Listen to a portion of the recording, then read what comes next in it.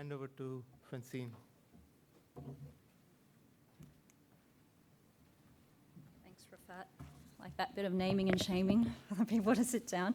Hello, welcome everyone. My name's Francine Manansala. I'm the president of the Clean Air Society of Australia and New Zealand, and it's my great pleasure to welcome you all here today to the Clean Indoor Air for All Conference 2025. I'd like to acknowledge and pay my respects to the Wurundjeri Woi Wurrung people of the Kulin Nation as the traditional and original owners and continuing custodians of this land on which we gather today. And I'd like to acknowledge elders past and present. Now, I'd like you all to cast your mind back to what I think we can probably all agree was a much simpler time. The year is 1994, and perhaps if you are of a certain age, you might have been playing Nintendo 64 or going out with your family to the Pizza Hut buffet for dinner if you grew up in Australia. Or perhaps if you're of a different age, you were preparing your papers and loading them up on floppy disks. You were presenting to your colleagues or your students on an overhead projector. There was certainly no internet at that time, or at least not widespread internet, so we couldn't quickly do our research online.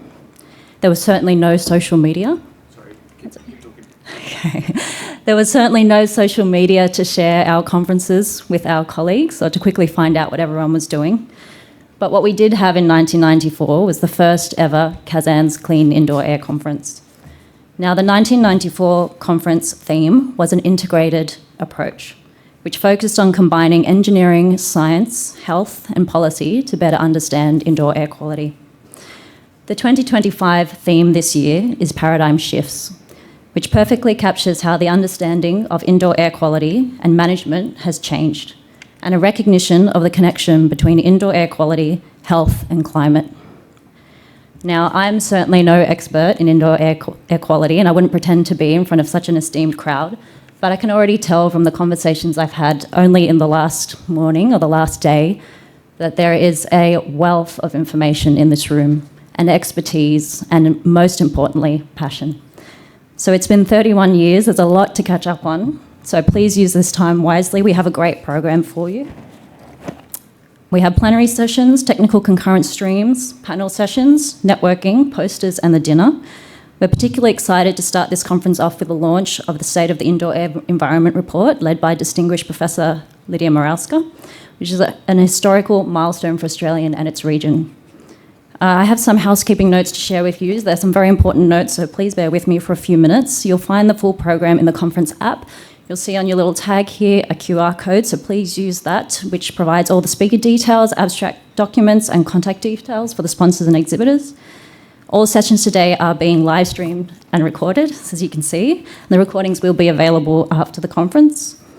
Venue logistics, the bathrooms are located down the hall, just down here on the left-hand side, and lunch and refreshments will be served in the foyer.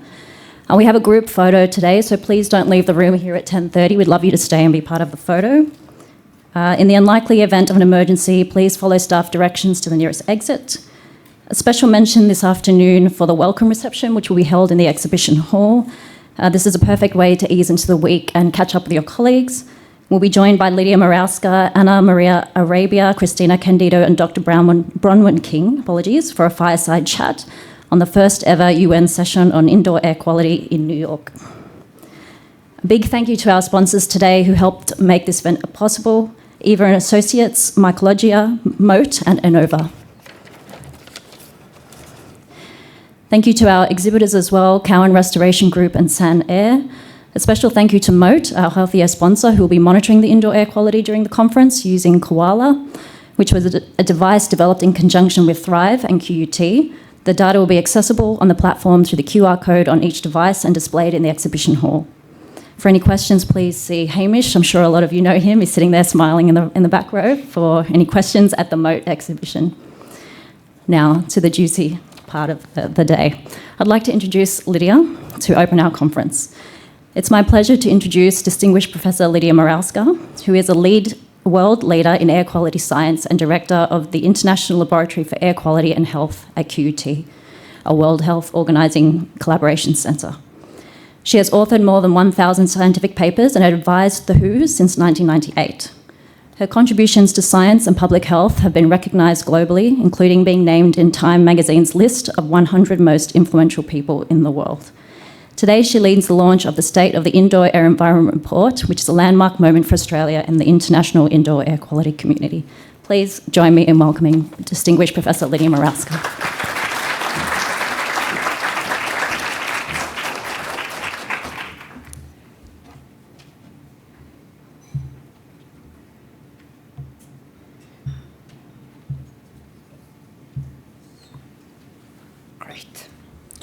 Most important, then the technology works. Good morning, colleagues. It is just an amazing moment to see you all here participating in this second conference on indoor air quality. I was going to say this second conference, and that's expecting surprise. How come it is second? How did you miss the first? But indeed, as Francine explained, this was the first conference in 1994, Indoor Air and Integrated Approach. This is the cover page of the book of proceedings. This was a clean air conference. Now, how did it happen? That was at the, I just came to Australia and joined QUT 3 years earlier. And after working before in radiation, environment radiation and radon, I was making a switch to air quality. And it was that conference, my last conference on radon in Rimini in Italy, when that idea of the importance of indoor air and integrated approach kind of developed. And from there, I went to my first indoor air conference in Helsinki, ISIAC conference. And there I managed to attract attention of the US EPA, who was the main sponsor of the conference. And a year later, we had the conference. So this was quite amazing.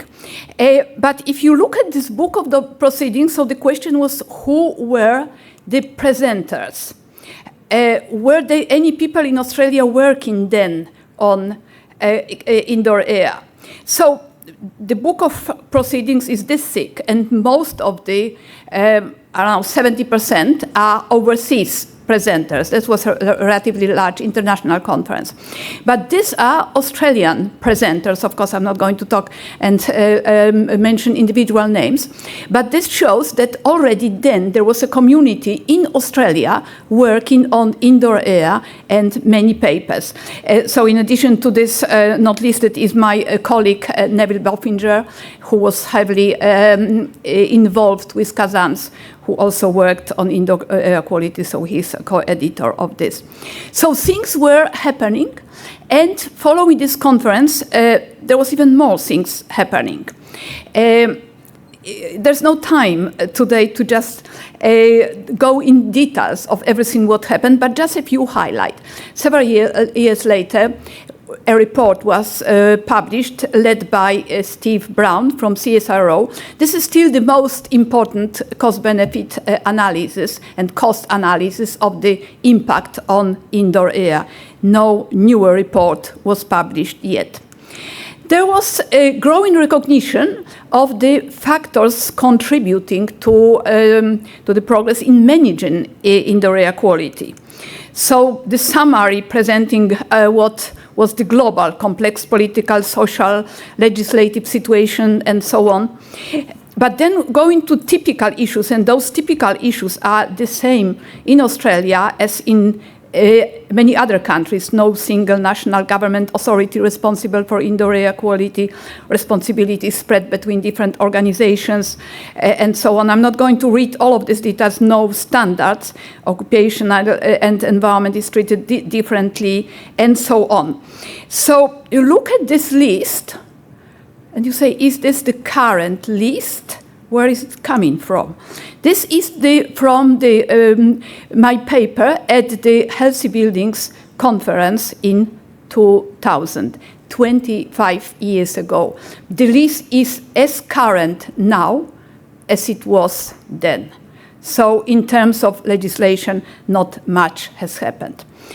But indoor air in Australia continued. And again, I'm not going to review all of this. We'll talk about more later. I'll just some highlights from our research in Brisbane, something which was either perhaps more interesting or more important. you may ask why I specifically mentioned printer emissions. This was one of the biggest media events at QUT at that time. We discovered by a chance that in a government building that, well, printers were emitting something. We had to get to the bottom of this. Now, why was this important? Printers are everywhere. This was happening when the paper was eventually published. It was happening during summer. And what Professor Tunga Zalthammer, who is somewhere here, told me that printer manufacturers were called back from vacations to deal with the issue. 10 years later, when we tested printers with Professor Giorgio Buonanno, we found that concentrations, emissions were much lower. So this changed something. Even more change was due to our work on respiratory infection transmission, which started in 2003 during the epidemic of SARS-1. So the work which we did then provided basic information which was essential for, well, when this pandemic came. I'll talk more about this on Wednesday. There was a study, uptake ultrafine particles from traffic emission and children's health, focused on schools, where we investigated all aspects of this. And very importantly, the impact on health, where we demonstrated that it's not that much respiratory system which is affected by systemic. There are systemic effects because these particles come deep into human lung. So these are just some few highlights from our studies, but of course, as I said, they were studies conducted in Australia in many different places. So we'll talk a little bit later, we found 106 peer-reviewed papers published since 2000, and authors of many of these papers are here. So I was going to sort of put some highlights, some papers, but I thought if I show this paper of this person and not the other, so I thought, well, they've been work doing, and that's why you are here. But it was not only the research work, there were other activities.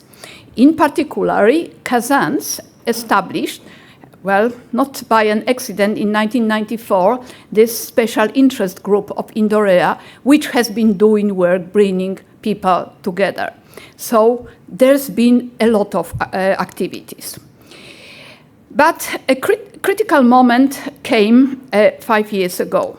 And we can, like AC and BC, we can look at what was before the pandemic and what is happening since the pandemic. I'm not saying after the pandemic, because this is not quite right, but since the pandemic.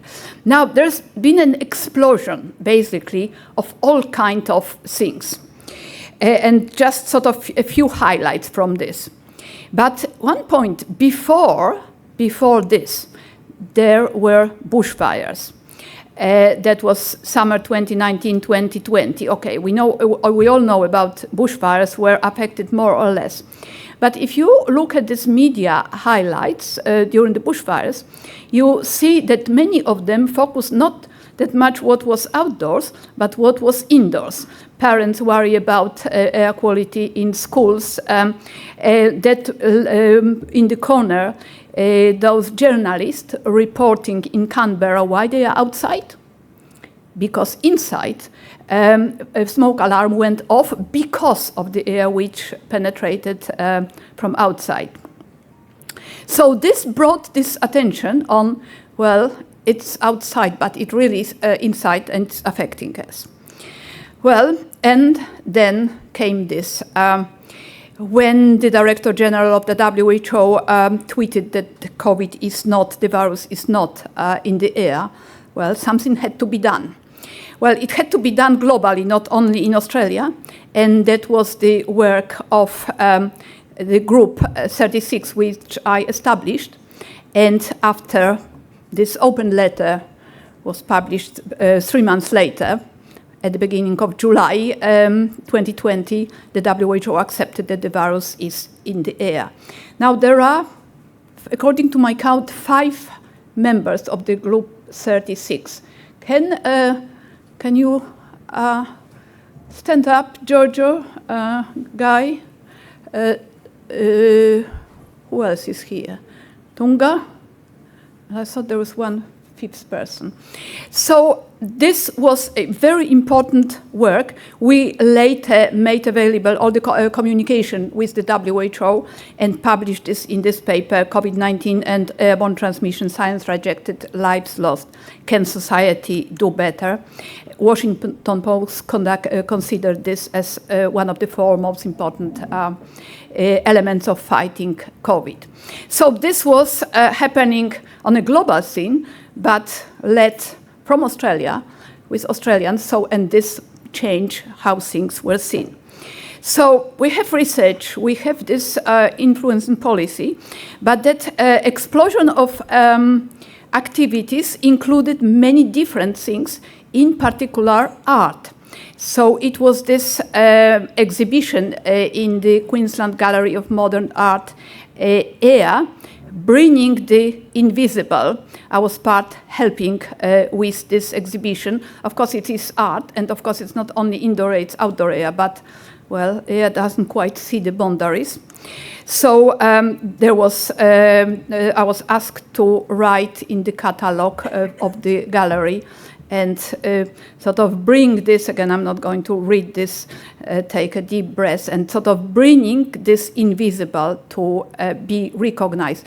I realized then, working with artists, how difficult it is to present in art, which is visible, something which we can't see. So that's why there's many different things happening. But then on another front was this Clean Air Forum in March 2023. It was an air forum, but we were shy then to say that, in fact, it was indoor air. And those two who made this happen is Bronwyn King. I thought I saw her. Bronwyn is in the back. And Michelle Ananda Raja. So they enthusiasm and energy brought us to the Parliament House to say, well, listen. To what extent we will listen, but it was certainly something which made indoor air quality visible. And then there were discussions, what happened about this and this article, and quotes from Michelle about, indoor air quality becomes a national priority, but the issue of costs, and discussion about this, and also the promise from then Chief Health Officer to make the indoor air quality a priority in the next 12 months. Those 12 months already passed, but anyway. Well, then was the parliamentary inquiry into long COVID, and many of you provided evidence to this inquiry. What ended up in the report from the inquiry is the recommendation of establishing a fund and found a multidisciplinary advisory body, including all the experts, for the purpose of overseeing assessment of the impact of poor indoor air quality and ventilation on the economy, and considering high-risk setting, and with a focus on the development of national indoor air quality standards to use in Australia. Now, this was the evidence which I provided, and this was based on the paper published with Guy and Jason, who I don't think is here yet, but he will. Oh, Jason is there, that's right. So those were the points which we suggested in this paper. And in fact, this paper was based on the advice which I gave to the then Minister for Health, Greg Hunt, who just rang me one day and said, hey, Greg Hunt is here. Well, that was after our previous paper on paradigm shift, and they said, well, what would you do in my place if you were the Minister for Health? Is this, my thinking, is this spam or is this real? Anyway, I provided this advice and based on this. So it hasn't happened yet, but there's the dynamics. Well, before the pandemic, it was really no point applying for grants from the Australian Research Council for air quality in general and specifically on indoor air, because the success rate was, well, would be zero of this. But after the pandemic, we've received funding for what became Thrive, and other research grants were also made available to other colleagues. There were other organizations also, or there are other organizations working like this conference 2 years ago, organized by ERA, focus on indoor air quality, not with a different angle, not on the science as we do it, but more with engineering, but indoor air, full focus on indoor air. Then there was the second event in the parliament, and again, Bronwyn was the one who made it happen, Science of Clean Indoor Air, and leaders of different programs were there, we were all there. So this was again made things well visible. And then last year, a group, expanded group 36 published this paper mandating indoor air quality for public buildings. I often say that this was the most difficult professional task, to get consensus of over 40 experts from around the world. We worked on this for a year and a half, but we managed to achieve a consensus, and now the paper is well, read seriously and considered in places where organizations and countries start looking at the mandating standards. And that's why we've talked about this with our Prime Minister last year in August. Then there was also in August last year, there was this report released by the chief scientists on the impact of indoor air quality on the transmission of airborne viral diseases in public buildings. So not really entire spectrum of indoor air issues, but infection transmission, a very important step. Other activities happening is the Safe Air project led by Plum, with the accessibility issue stated. So the next event of this will be in November this year. And there is the big project supported by the Victorian government. So that's quite amazing that, again, we managed to, I was part of this, talking to the Treasurer then, to bring funding for this program, building evidence for sustainable policy and solutions for indoor air quality. And finally, this event, 3 weeks ago, now in New York. Again, several people who participated in this event are here, and we will have later today during the reception a little chat led by Bronwyn about this. So this is in a way event with pledges. At the time of the event, 160 pledges were signed. As I understand now, there are more pledges. Those pledges are signed mainly by organizations like ours, organizations which are already working in the field of indoor air quality, but two governments, France and Montenegro, were the ones who made it possible. So we hope with time the governments will also join this. So as you can see, from 1994, over 30 years, there have been lots and lots of things happening on indoor air in this country. So what do we know about indoor air quality in Australia? Well, that's the purpose of today. We will hear about this. And in a moment, I'll pass to the person who made it happen, Professor Wendy Miller. I came with this idea that there are reports on all kinds of aspects of the environment, climate, but there wasn't a report of this nature, neither in Australia nor in any other countries. And then we thought, can we do it? And Wendy did it. So it's all really due to Wendy. But before I pass to Wendy, I'd like to mention a little experiment we are doing here, and you are all part of this experiment, even so you didn't sign that any. Now the experiment is about air quality in this room. There was a big discussion within the committee whether we should bring air purifiers for this room. So some of us were saying, well, this is a mechanically ventilated room, so if by definition, not even knowing what's the quality of indoor air, we are bringing purifiers, so this doesn't make sense because this is wasting energy. So we were asking these questions, but we were not able to find answers because we were in different places and we couldn't send anybody to properly test it and check it. So we decided to nevertheless bring the purifiers, but we are doing a few tests. So one test was already mentioned, which Heimish and Mott is doing. There are a few other instruments here.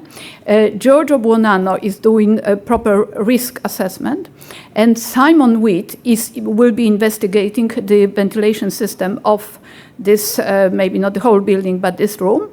And Heikki will check it from the point of microbiological contamination. So on the last day, Simon will sort of make a short summary.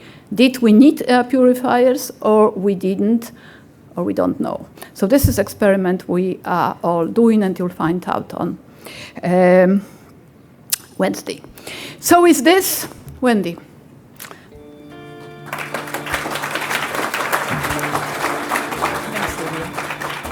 Thanks, Lidia.